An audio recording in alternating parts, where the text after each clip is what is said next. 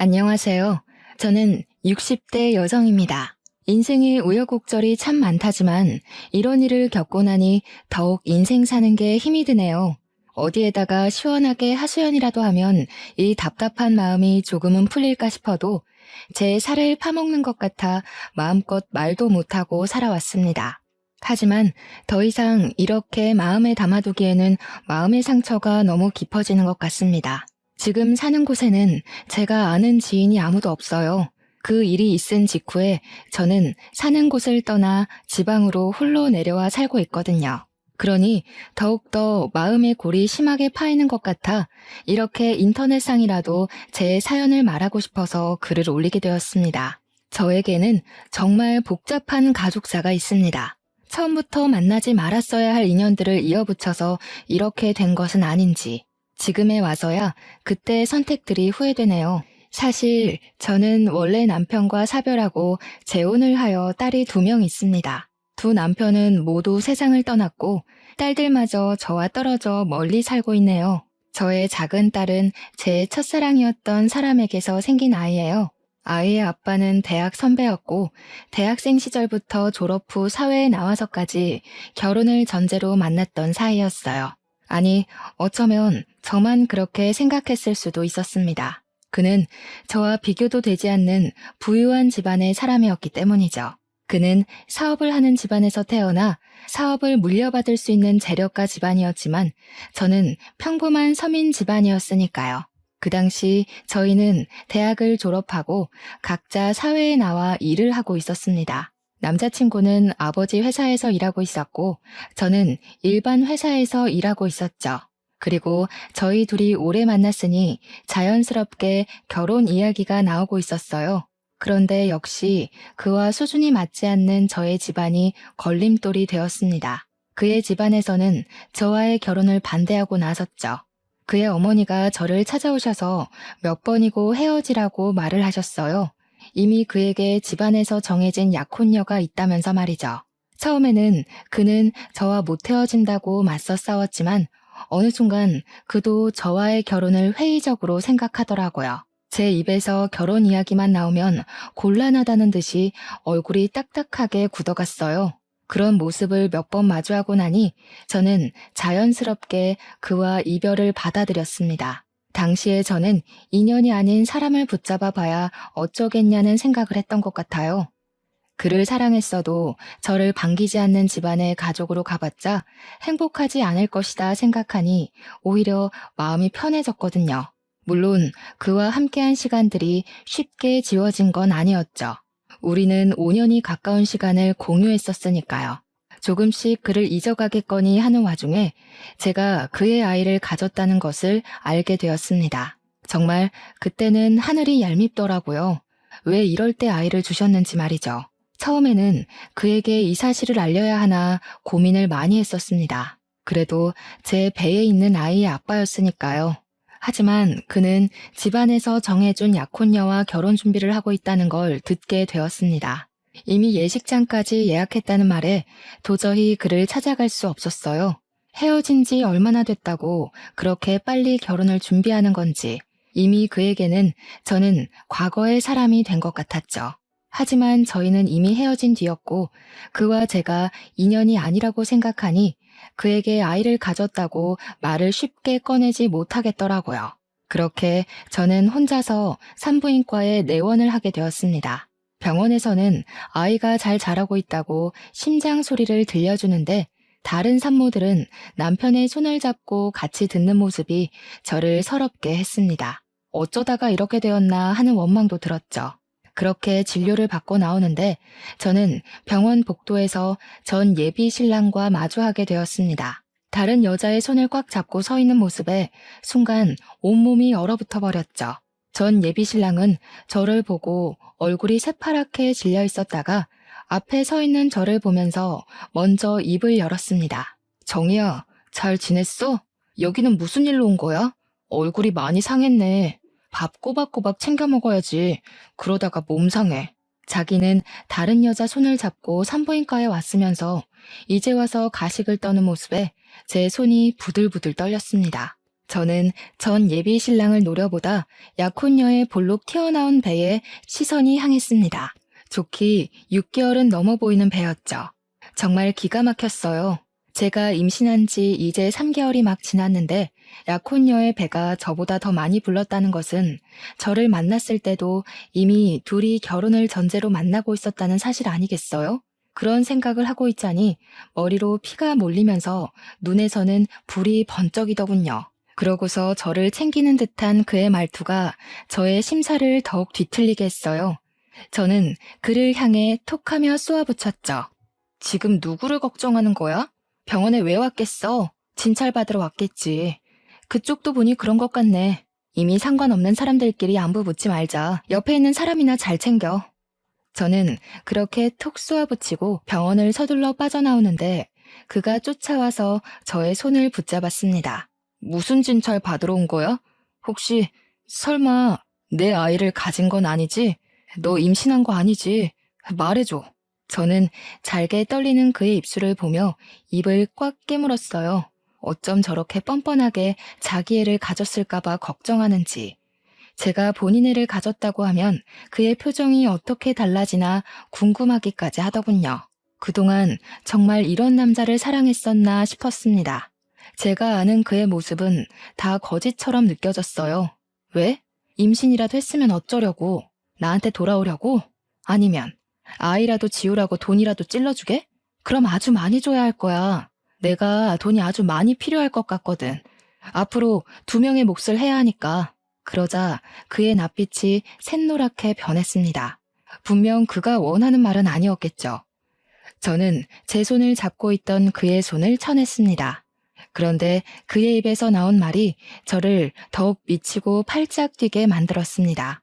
미안해. 나는 너에게 돌아가지 못해. 네가 아이를 키울 돈이 필요하다고 하면 지원해 줄게. 아이를 지운다고 하면 그것도 내가 도와줄 수 있어. 내가 해줄 수 있는 게 이것밖에 없어서 미안해. 어떤 걸 원해? 내가 뭘 해주면 되겠니? 그의 말에 정말 울컥이며 눈물이 차오르는 걸 저는 꾹꾹 눌렀습니다. 뭐? 진짜 미안해? 미안하다는 말 잘도 내뱉는다. 나한테 그렇게 미안해? 돈을 준다고 진짜 우리의 5년을 쓰레기 취급을 하는구나. 알겠어. 당신이 나를 그동안 어떻게 생각하는지 똑똑히 알았으니까 들어가서 그 여자나 챙겨. 우리 여기서 선 확실히 긋자.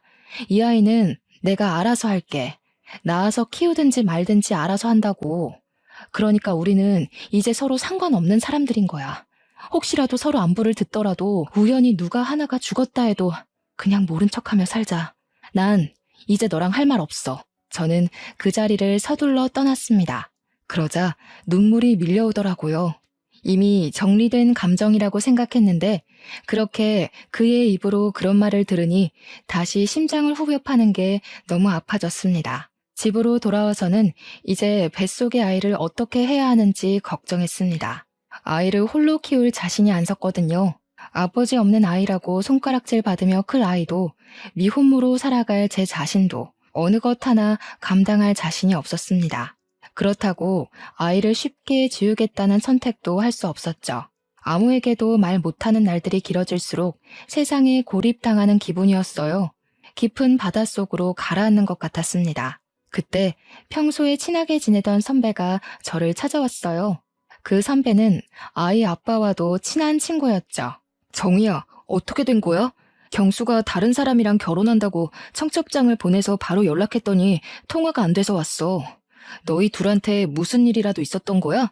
경수가 왜 네가 아니라 다른 사람하고 결혼하는 거냐고. 저는 선배에게 고개를 푹 숙인 채 묵묵부답으로 일관했어요. 도저히 말이 안 나오더라고요. 저도 이해를 못하겠는 상황을 선배에게 뭐라고 설명해야 할지 감도 안 섰습니다. 하지만 우리의 연애를 처음부터 지켜봐왔던 선배에게 우리의 끝을 알려주는 게 예의 같았어요. 선배, 어쩌다 보니 그렇게 되었어요. 그 여자는 집안에서 엮어준 약혼녀래요. 뭐 선배도 알다시피 저랑 경수 오빠 집안 차이가 너무 많이 났잖아요. 어차피 이어지기 어려운 사람들이었어요. 그래서 헤어졌다는 말이야?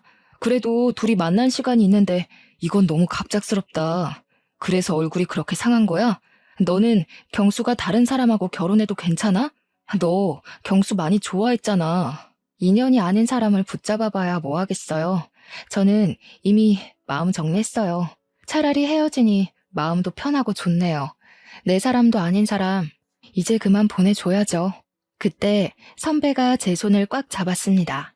정말? 경수랑 깨끗이 헤어진 거 맞는 거지? 이제 둘은 아무 상관없는 사이 맞는 거지? 저는 그런 선배를 보며 의아한 표정을 지은 채로 고개를 끄덕였습니다. 그럼 나랑 만나자. 나 너 정말 좋아해. 사실 경수보다 내가 먼저 너를 좋아했어. 경수가 먼저 너한테 고백하는 바람에 이제까지 내 마음 숨겨온 거야. 정이야, 나랑 만나자. 저는 갑작스러운 선배의 고백에 선배에게서 손을 빼냈습니다. 저는 이미 그의 아이까지 가지고 있는데 어떻게 선배를 만날 수가 있겠어요. 그래서 거절을 했습니다. 죄송해요. 저 선배 마음 받아들일 수가 없어요. 저 사실 뱃속에 그 사람 아이를 가지고 있어요. 벌써 5개월이 다 되어가요. 저도 아이를 어떻게 해야 할지 모르겠어요. 죄송해요. 지금으로서는 제가 선배의 마음을 받아들일 여유가 없어요. 하지만 선배는 제가 다른 남자의 아이를 가지고 있다고 해도 포기를 하지 않는 겁니다. 괜찮아. 그런 건 상관없어. 그냥 나만 믿고 결혼하자. 내가 아이 아빠가 되어줄게. 정말 자신 있어. 내 아이처럼 키울 자신 말이야. 아니, 내 아이야. 정이야, 나랑 결혼하면 행복하게 해줄게. 진짜 내가 최선을 다할게. 결국 저는 자리에서 벌떡 일어났죠. 정신 나갔어요? 지금 무슨 말을 하는 거예요? 누구 애인지 알면서 그런 말이 나와요? 선배 친한 친구의 아이예요. 그런데도 지금 저랑 결혼하자고 말하는 거예요? 선배 제정신 아니죠? 술이라도 마신 거예요? 나 제정신이야. 그럼 아빠 없이 혼자 아이를 키울 셈이야? 그럴 자신 있어? 벌써 5개월이라며. 이제까지 결정 못해서 아이를 뱃속에 그대로 둔 거 아니야? 너도 아이 지울 수 없어서 그런 거잖아. 그럼 나 믿고 나한테 기대도 돼. 지금 하는 말 전부 진심이야. 내가 지난 5년 동안 너한테 이 말 한마디 못해서 널 놓친 걸 얼마나 후회했는지 아니? 이제 안 놓칠 자신도 있고 너를 책임질 능력도 있어. 계속 제게 매달리는 선배를 보며 입을 다물 수 없었습니다.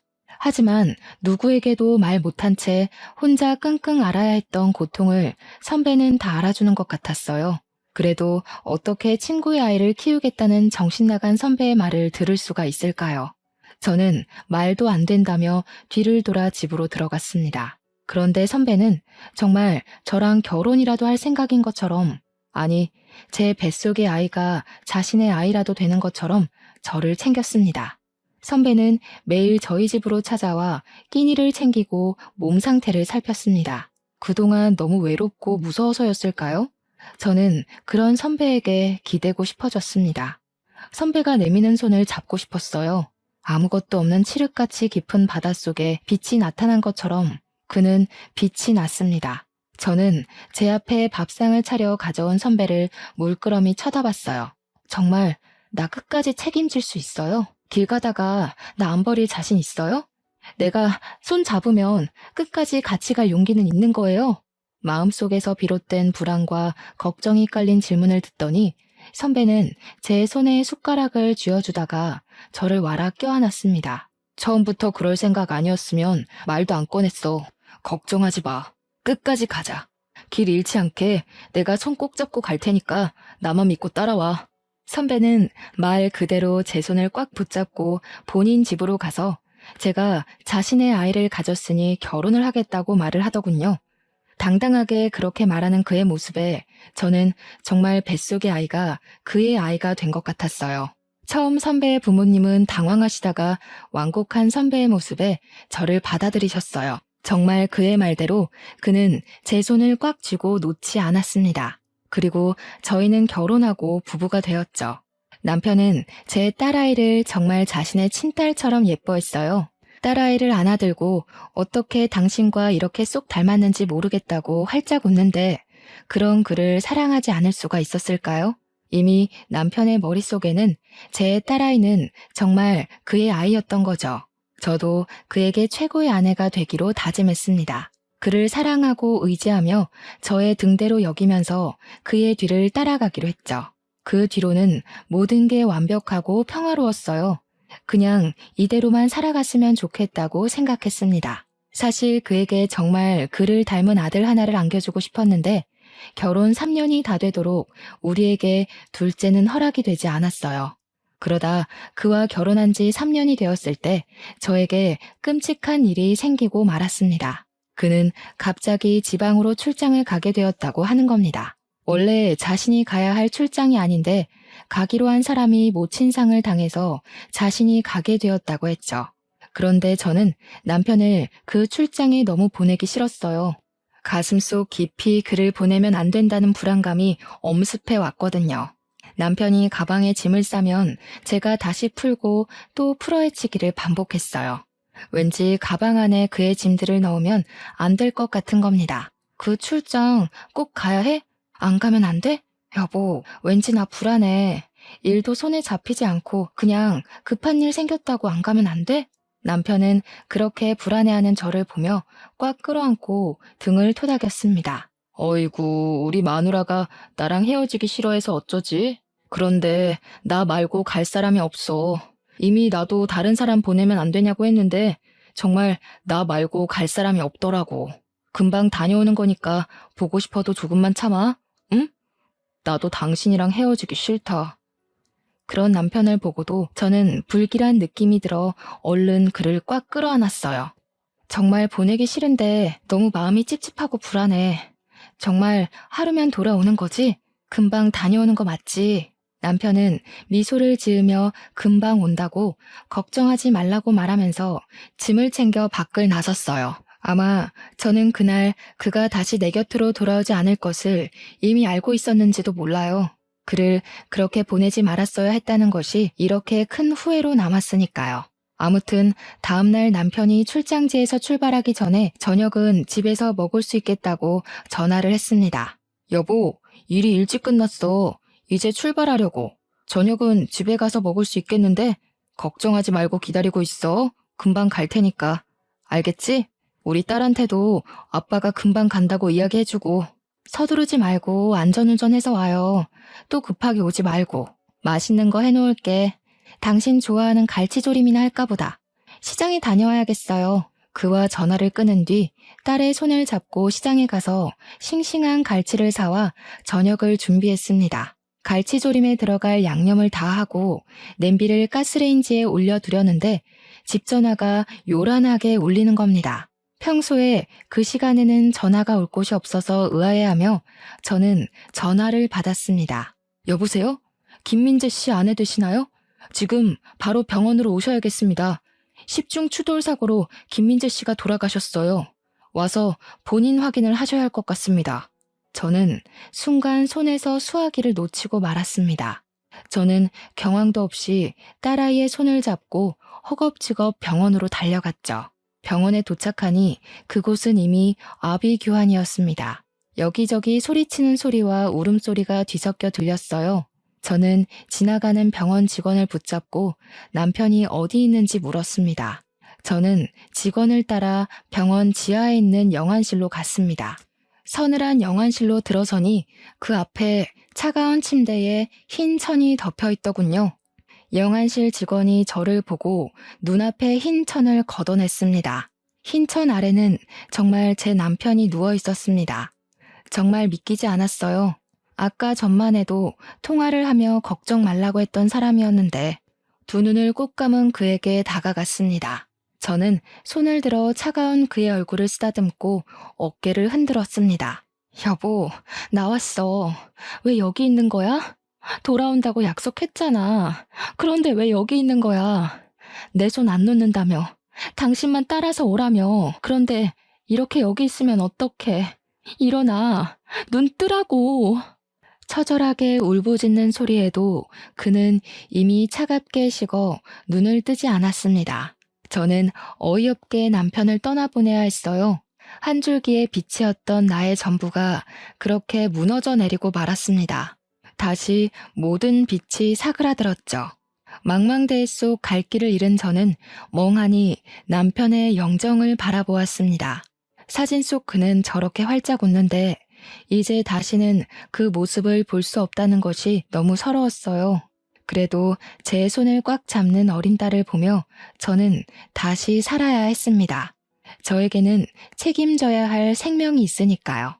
그러자 딸아이는 저에게 화장실을 가고 싶다고 조르더군요. 저는 눈물을 닦아내면서 아이의 손을 잡고 몸을 일으켜 복도로 나섰습니다. 화장실을 다녀오는 길에 뒤에서 정이야 부르는 소리가 들리는 겁니다. 제가 뒤를 돌아보니 저를 버리고 간 그 남자가 상복을 입고 서 있었습니다. 그도 손에 제 딸아이의 또래로 보이는 여자아이가 상복을 입고 서 있더군요. 순간 산부인과에서 마주친 그의 아내의 모습이 머릿속에 스치더군요. 그의 딸아이였던 거죠. 그는 저를 향해 뚜벅뚜벅 다가왔습니다. 여기서 뭐 하는 거야? 상복 입은 거 보니 너도 누가 돌아가셨나 보네. 우연히 여기서 너를 다 본다. 그동안 잘 지냈어? 소식은 들었어. 민재랑 결혼했다고 하더라. 네가 민재랑 결혼할 거라고 생각을 못했거든. 그 녀석 너를 좋아하긴 했지만 그래도 그 소식 듣고 많이 놀랐지 뭐야? 이제 상관없는 사이니까 아는 척하지 말라고 했잖아요. 내가 여기 있는 이유도 당신하고 상관없어요. 그러니까 아는 척하지 말고 가세요.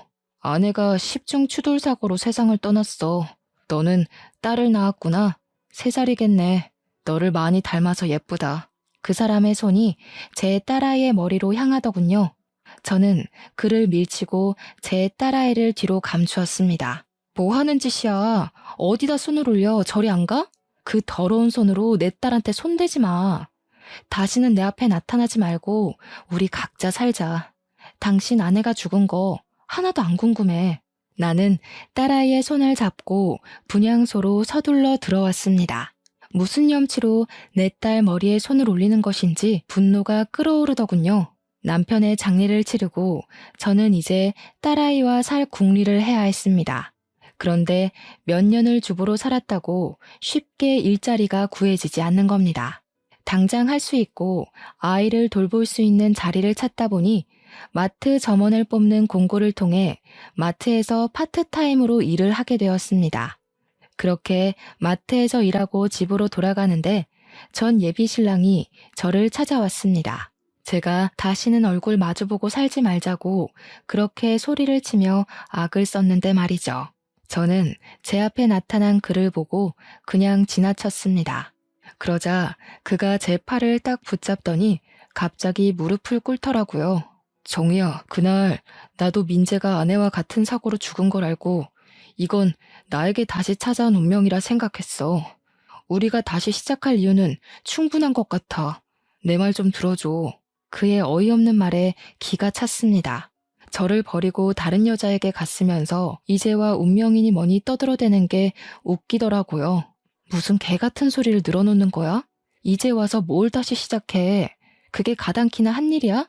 남은 딸이나 잘 건사하고 살아. 나도 내 딸 알아서 잘 키울 테니까. 제발 각자 살자고. 말귀 못 알아먹어? 그 당시에는 이유가 있었어. 아버지가 어음을 막지 못해서 회사가 도산 직전까지 몰려 있었거든. 아버지가 그 충격으로 갑자기 쓰러지셨는데 오래전 집안끼리 약혼 이야기가 오갔던 집에서 돈을 빌려줄 테니까 결혼하라는 거야. 그럼 어음을 막아주겠다고. 난 아버지를 살리기 위해서 장남으로서 그 제안을 받아들일 수밖에 없었단 말이야. 정말 황당한 변명을 잘도 늘어놓는다. 그때 당신 나랑 산부인과에서 마주쳤던 거 기억 안 나?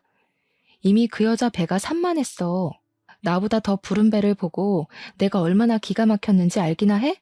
나를 만나면서 그 여자를 만나고 있었던 거지? 그래 놓고 뭐?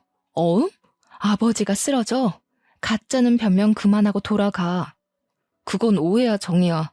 그때 뱃속에 있었던 아이는 내 아이가 아니야. 결혼의 조건이 처음부터 그거였어. 그 집 딸이 모르는 사람의 아이를 가졌는데 소문나기 전에 나와 결혼시켜서 소문이 나지 않게 하는 거. 그 대가로 그 집에서 우리 회사 어음을 다 막아준 거야.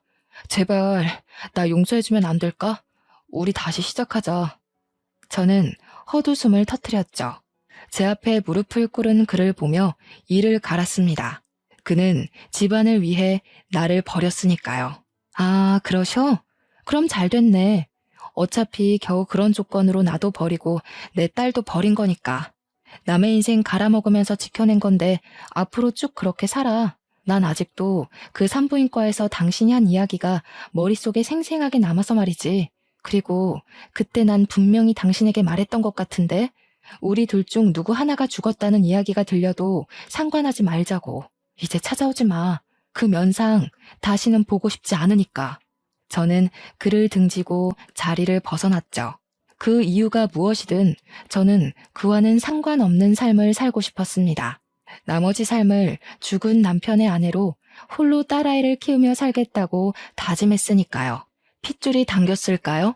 서로 상관없이 살자는 저의 생각과 그의 어머니 생각은 달랐습니다. 처음에는 그와의 결혼을 그렇게 막아서더니 이제 와서 다시 제 앞에 찾아오셨어요. 잘 지냈니? 경수에게 이야기 들었다. 딸아이가 있다면서? 나도 장례식장에서 우연히 너를 보고 깜짝 놀랐다. 나도 너의 딸을 봤지. 피는 못 속인다더니 제 아빠를 빼다 닮았더구나. 무슨 말을 하시는지 잘 모르겠네요.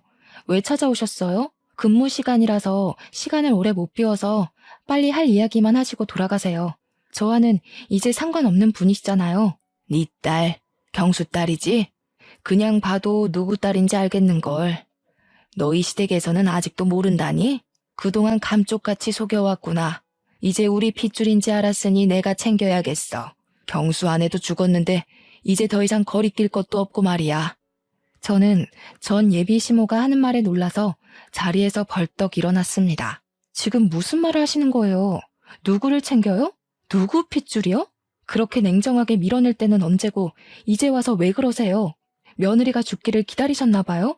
그의 어머니는 두 눈을 날카롭게 뜨더니 제 앞으로 노란 서류 봉투 2개를 내밀더군요. 저는 의심쩍은 얼굴로 봉투를 열어보았습니다.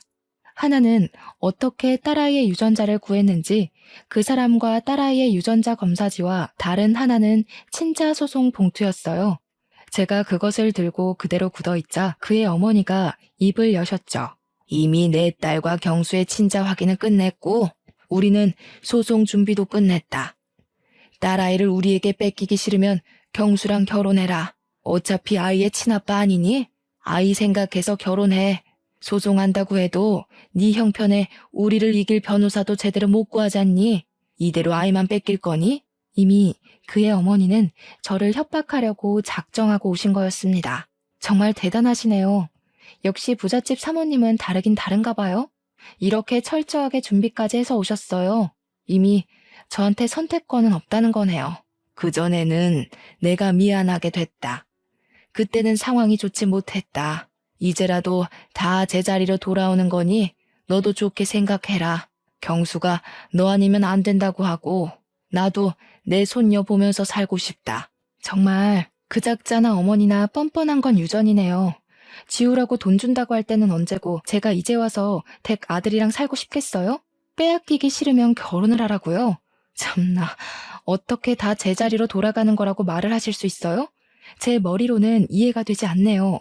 저는 딸아이를 뺏기지 않기 위해 그 사람과 결혼을 해야 했어요. 제가 계속 결혼을 거부하면 그 사람은 정말 소송을 해서라도 딸아이를 데려갈 사람들이었으니까요. 결국 저는 그와 결혼을 하고 말았습니다. 이렇게 강제로 이어붙인 결혼 생활이 좋을 리가 없었죠. 이미 저는 그에 대한 애정이 차갑게 식어버렸고 남은 건 분노밖에 없었습니다. 그는 그래도 저에게 잘 보이려고 노력을 하더라고요. 하지만 저는 철저히 그를 제 울타리 밖으로 밀어냈어요. 그가 제 옆에 다가오면 저는 제 딸아이를 안고 방 안으로 들어가 버렸죠. 그런데 약혼녀가 낳은 그 어린 딸이 제 입안에 사탕처럼 구는 겁니다. 그 어린아이가 얼마나 눈치를 보고 살았는지 제 표정 하나에도 눈치를 살피는 게 보이는 겁니다. 아이가 무슨 죄가 있겠어요? 저는 그 아이를 꽉 끌어안아 주었더니 그 아이 입에서 엄마가 와서 너무 좋다고 하는 겁니다. 저는 그의 딸을 저의 큰딸로 받아들였습니다.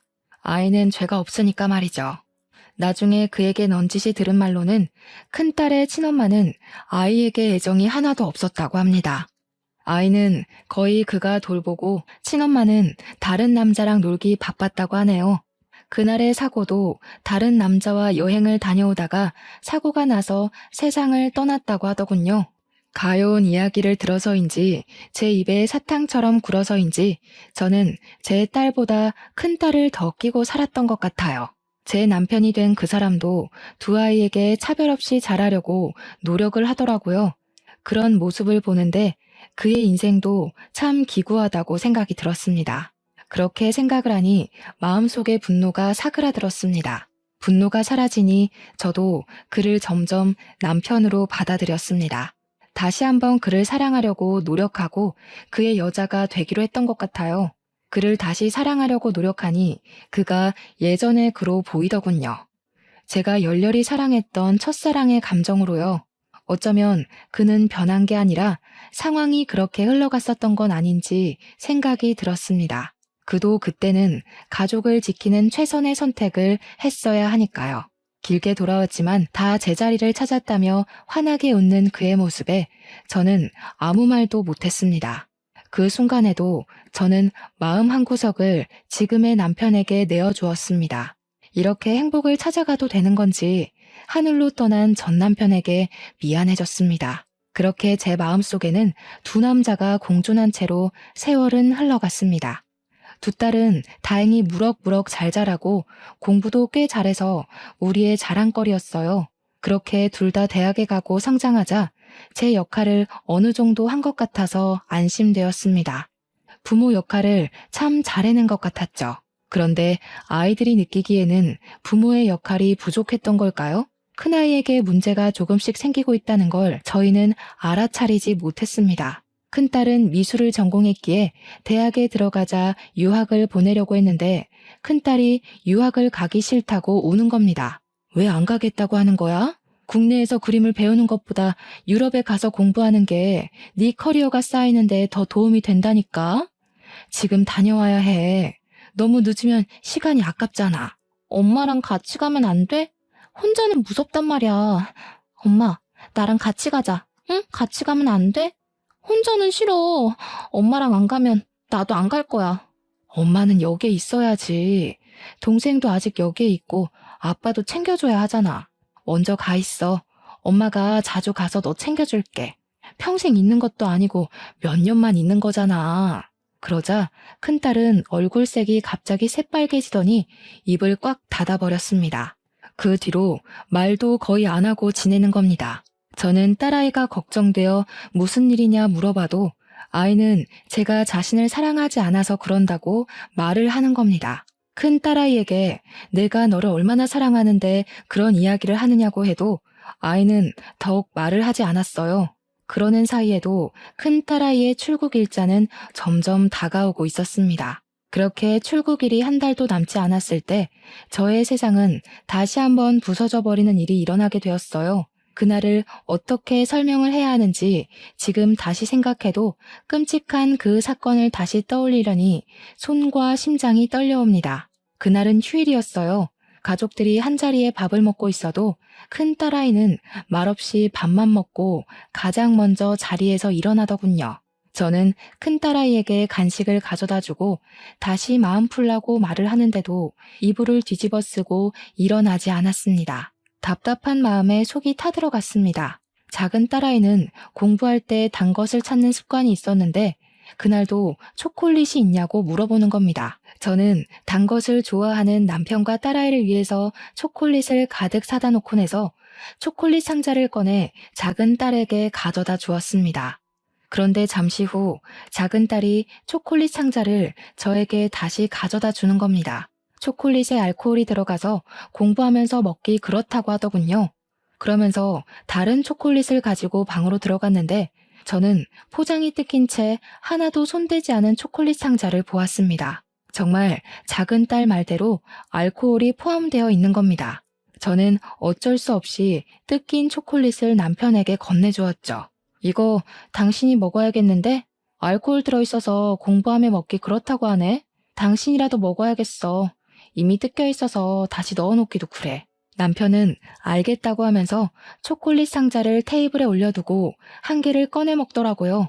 제가 뒤돌아서는데 갑자기 남편이 목을 부여잡고 그대로 바닥으로 꼬꾸라지는 겁니다.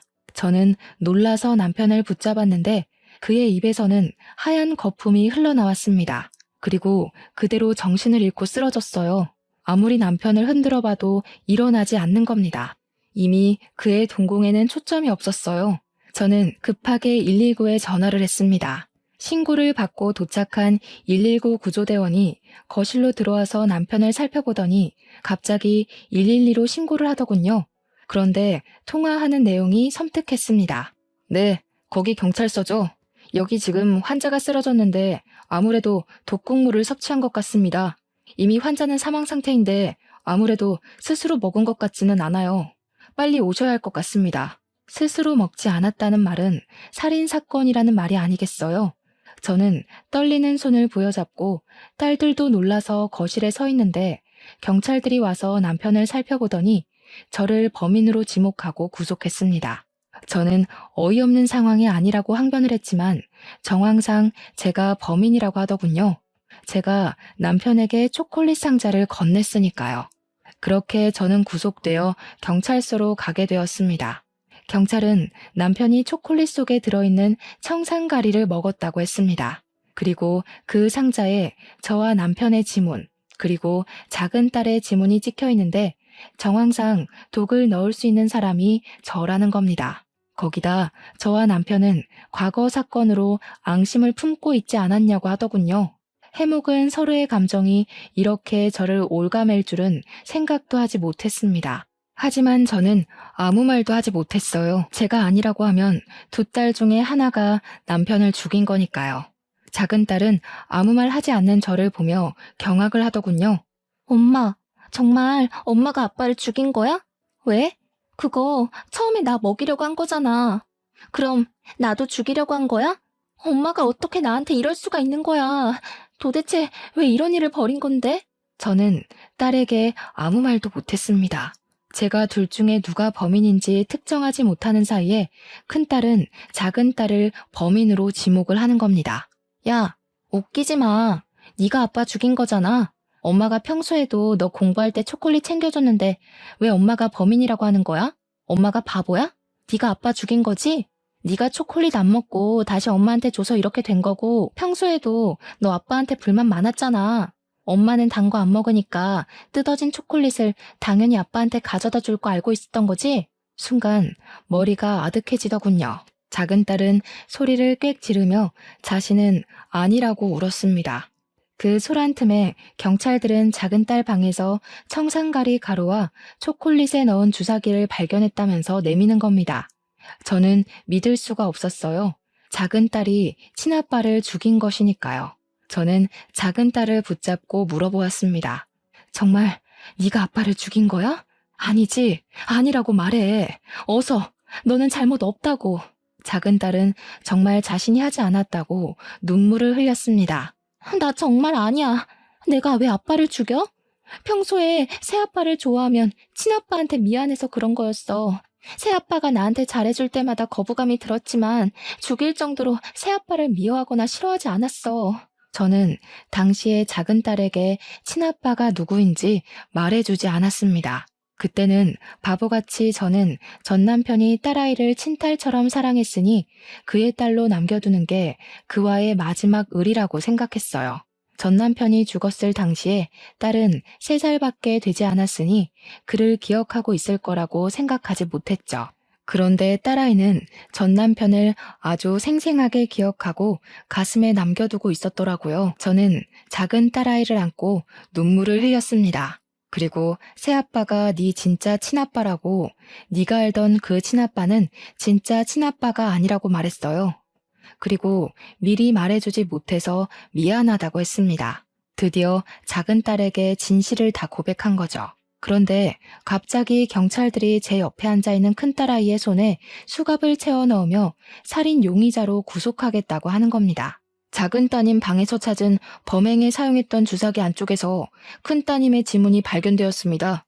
다른 곳은 다 잘 닦았는데 안쪽에 남아있던 것은 미처 못 닦아냈나 보더군요. 그리고 청산가리 구매 사이트에서 큰 따님의 아이디를 찾아냈습니다. 초콜릿을 구매한 것도 큰 따님이고요. 저는 믿을 수 없는 사실에 당황해하다가 고개를 숙이고 있는 큰딸을 붙잡고 물어보았습니다.